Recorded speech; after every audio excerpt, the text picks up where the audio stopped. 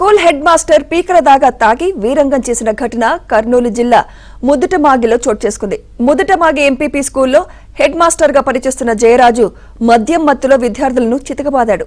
విషయం తెలుసుకున్న విద్యార్థుల తల్లిదండ్రులు స్కూల్ కి చేరుకుని హెడ్ మాస్టర్ తో వాగ్వాదానికి దిగారు.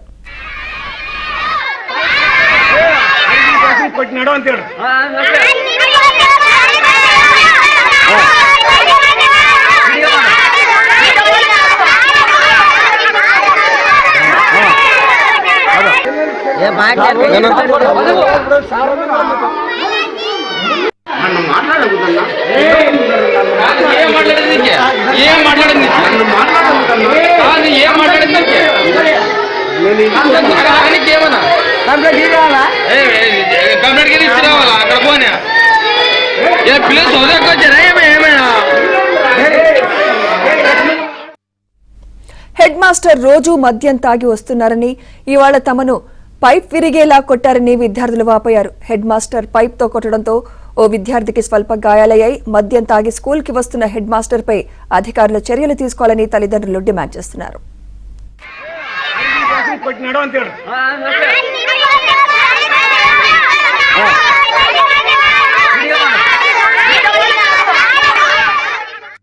నీ పేరు బాలాజా? ఎన్నో తరగతి?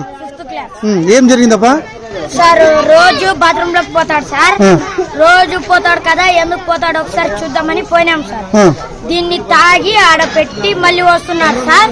అప్పుడు అక్కడ చూసినందుకే వీటిని విరిగిపోయేలా కొట్టినాడు సార్.